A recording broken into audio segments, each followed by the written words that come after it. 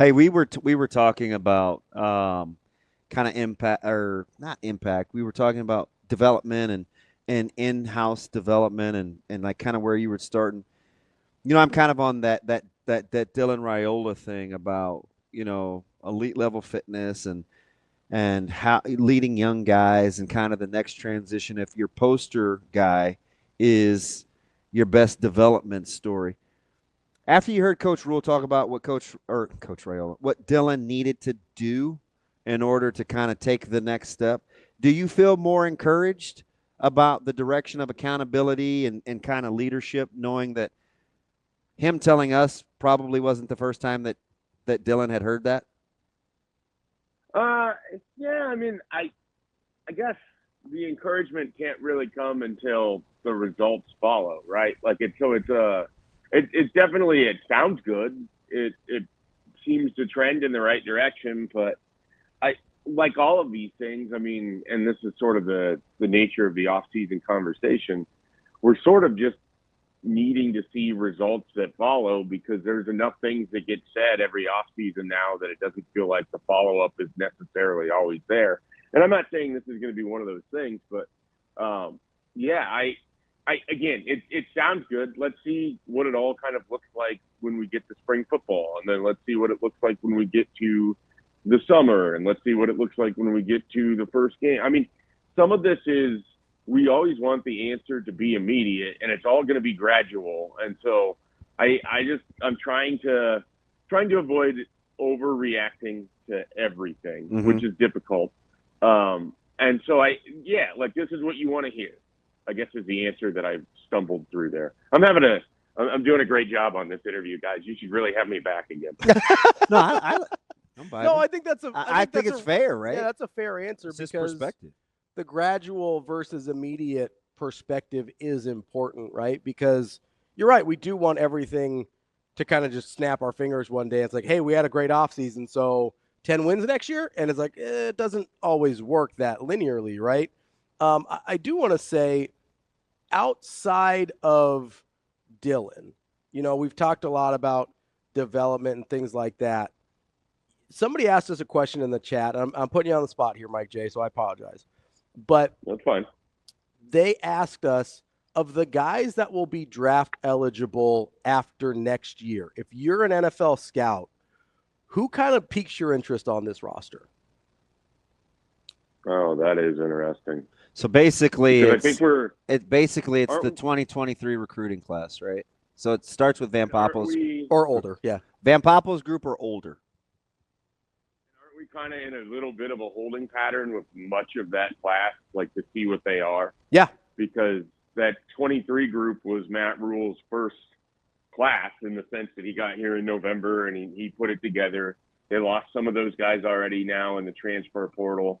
Riley Van Poppel, we'll find out more of what he is after the redshirt year as we get through spring and summer.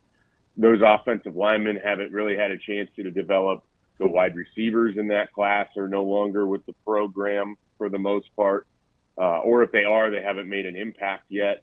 You don't have, it's just a very different group when you look at that 2023. Like the obvious answer is Riley Van Poppel because we've seen him play a little bit more, and he's got the physical size, but we don't really know what the ceiling is for Riley Van Poppel. Sure. And you could have always argued he was going to be a high floor guy immediately, but that doesn't necessarily mean high ceiling. So I'm kind of struggling with that one because in that group, they've had a lot of change. Like, I don't know where else in that roster, we're talking about. Can I toss some names at you? Here. Yeah, go ahead. Because I'm struggling to come up with some other people because I'm thinking of the line, and obviously Prince Will has left. So some different people of that nature. The guy, and we didn't bring him up, DB, but a guy that I'm thinking about is what do you like? What's the ceiling on a Cam Lenhardt? I think the Cam Lenhardt ceiling is a pretty good college football player, but I don't know that I see a guy that is a practice squad player for the NFL at this point in time. I mean, first of all, we need to see consistency throughout, even like an 8-game stretch. This is a guy who's undersized playing what he is at Nebraska. He was undersized when he was at IMG. His intangibles seem to significantly outweigh what his physical projectables are. He's someone that I think was well liked in the locker room at IMG, and I think that's carried over at Nebraska. But I don't know that I don't think his physical projection is something that makes NFL scouts go, okay, we want to watch this. So then the production has to be there, because the intangibles enough aren't going to get you in the NFL. So I think there's a lot with Cam Lenhardt that remains to be seen, but I think the upside is he could be a really nice player for Nebraska. I don't know if I see him as an NFL guy. That's exactly how I feel about Sier Wright. Although I think that the talent ceiling may be a little higher than Cam's just because of the body type, but I think Sier is, and this is clearly no disrespect, his productivity may exceed his skill, even though he was highly thought of. I get it coming out of high school. Like, you look at him and you watch kind of his mannerisms and his body type. I don't know. To me, he plays better than he looks. I think that's fair. Like, one of the interesting things about him is it's not like he immediately walked into Nebraska and took someone's job. They kind of had to shuffle things around with the injury last year, and you played Buford at corner, and I'm fascinated to know what that looks like here in 2025 if he's going to go back to safety. So I could see that with Sier Wright as well. And again, when we're talking like he's not 6'2". He doesn't have long arms. He doesn't immediately jump off the page. Like, when we talk about the NFL, and I think we fall into this trap a lot, we assume that guys that are productive in college are also going to be what they want in the NFL. And it's the same as the high school thing. You don't have to be a great production player in high school to have the attention of college teams, because they're projecting you out. Braylon Prude barely played for his high school, and he's on a Power 4 football team and was traveling last year. So I look at the same thing with the NFL. Like, if Sier Wright is a productive college football player, I don't think it's a guarantee that he would be in a defensive backfield in the NFL. And again, like, even to make the practice squad, I think you would have to run, really nice times and everything like that. And he's a unique situation where we don't even know if the NFL is really what his aim is going to be. Schaefer, so let me give you I'm glad we're talking about defensive backs here, because you brought up some interesting things. There's some guys like Sier Wright that have been pretty highly productive, maybe don't have the measurables. Then you have a couple guys that are going to have some physical attributes that the NFL is going to be really interested in, but certainly have not produced yet. If you're an NFL scout, are you looking more at Sier Wright, Jeremiah Charles, or Bly Hill? Bly Hill. I mean, Bly Hill's the guy, right? Like, that's how Stanley John Baptiste goes from wide receiver to corner to second-round pick, because you can't teach being that long. You can't teach, so the idea is if it clicks. Now, his washout potential compared to the other two is a lot higher, right? Like, that's how this works. It's a boom or bust kind of projection thing. Like, Sier Wright is the safest of those three players. Jeremiah Charles, I'm interested in, because I think they like the effort. I think they like what he's doing in practice. It just hasn't translated a whole lot on the football field. You know who that happens for? A lot of football players. Like, he needs more reps. And it's the same for Bly Hill. I mean, we don't know enough about Bly Hill, but I'm just saying, if we're going straight projection, I think an NFL team is going to be interested in that body type before they move down the line to Sier Wright, who's played a lot more and now has some production to show for it, or even Jeremiah Charles, who might test really well but hasn't really shown up on the film. Schaefer, when you're watching kind of this offseason unfold, and this started a couple months ago when I asked, hey, man, who's the poster child for development if Nebraska has a successful 2025 season? Would your answer be the same 2 months ago as it is today after kind of watching this roster unfold? Is there any chance you have it written down what I would have said 2 months ago? I think you were the first one to say Riley Van Poppel. Yeah, well, and that becomes such a stock answer for me, because he's a guy that I really believe in. I think that he represents an area where I expect Nebraska is going to be better than what they'll get, credit for coming in. Like, I just think Matt Rhule is going to have good defensive line. So that's kind of a stock answer. If I were to change it, I think right now, with everything I know now, here on February, whatever day this is, 4th, how things go for Justin Evans, could be really interesting for Nebraska's offensive line. Because if you can put Henry Lutovsky on one side and Rocco Spindler on the other side, and Justin Evans is a really good interior offensive lineman, suddenly you have 3 of your 5 spots filled really well. You have kind of a unique offensive set with how Dana Holgorsen wants to do things, and he can play to what his strengths are, which means sometimes they're going to run the football. I mean, obviously they're going to throw it too, but I kind of like what that picture could look like if Justin Evans can make a sizable jump this offseason and go from pretty solid contributor to what if he's just a rock-steady center.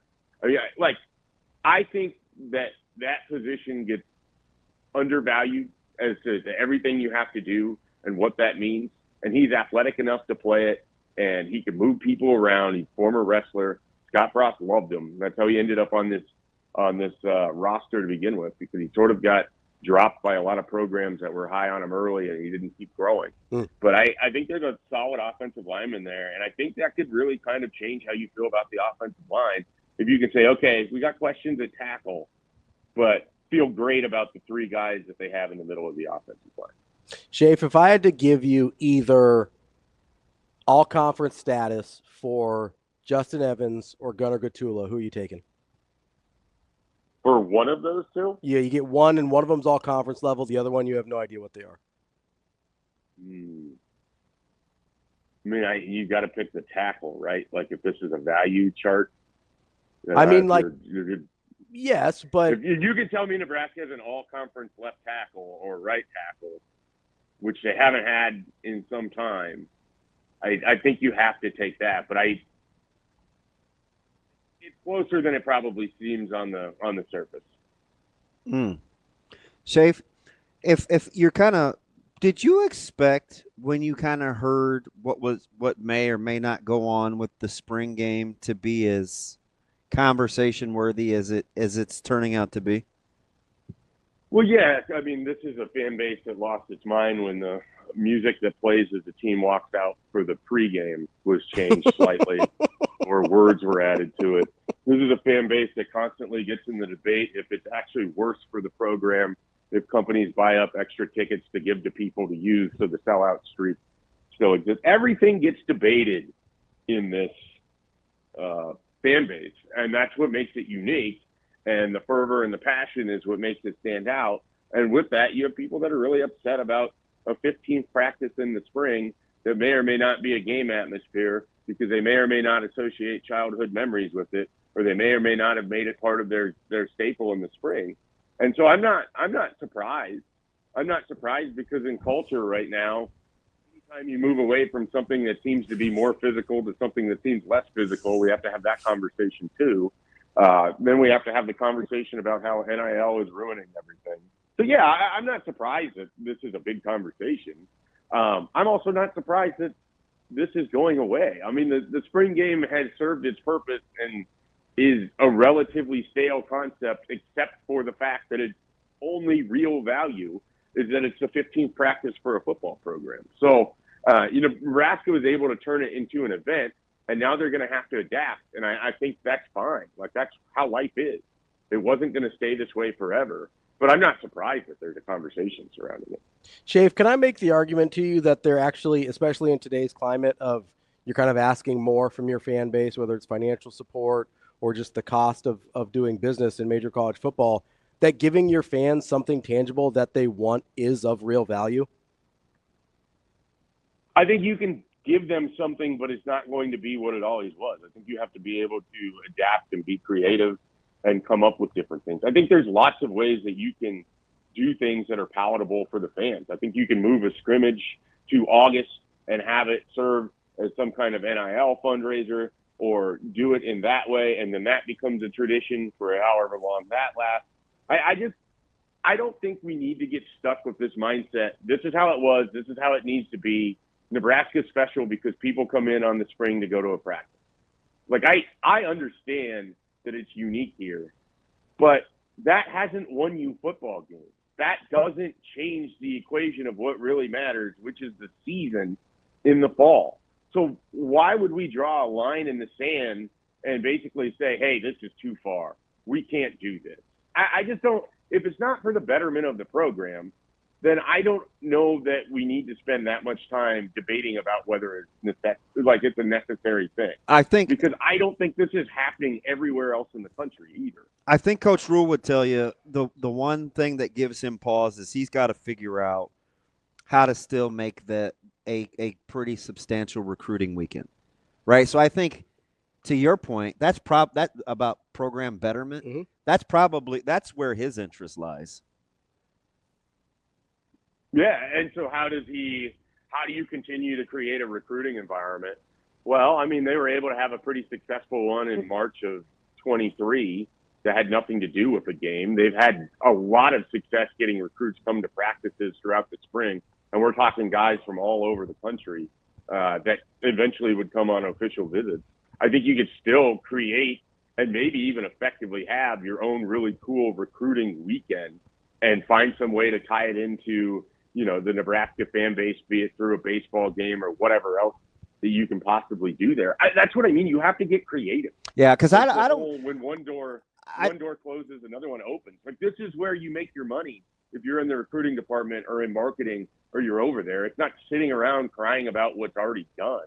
It's figuring out what's next. Be an innovator. When Nebraska football really mattered in college football context, they were innovative. So innovate. Like, that, I know it's easy for me to say that, but there are no bad ideas here. The bad idea is to continue to cry about what's already done. The hay's in the barn, if you will. Now make something of it. So I don't think they're going to be chomping at the bit to cross off a line item, right, for a revenue generator like the spring game. But I do think in the back of their mind, if they can save money on one hand, keep injuries down and exposure down, depending on whatever you believe, the part about what Coach Rule said, you think they're in the back of their mind somewhere they're thinking, okay, now we're going to calculate alcohol sales into this. And like I said, we don't want to cross off a line item, but we can make it up in some other capacities.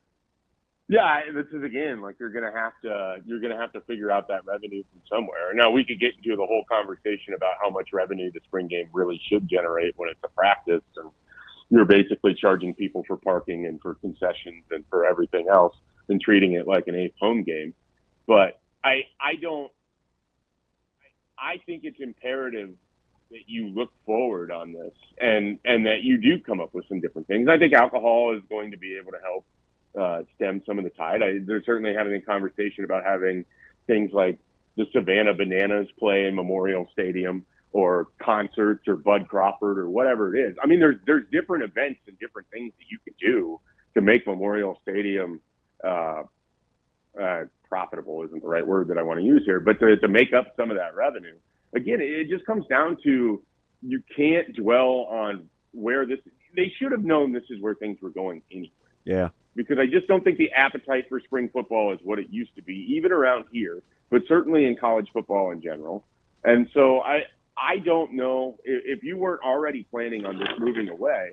I just don't feel like they would have been forward thinking enough. That's our guy, Mike Schaefer, Husker247. Schaefer, appreciate it as always. We'll talk soon. Have a good one. Thanks for having me on, putting up with my BS. Thanks, Mike J.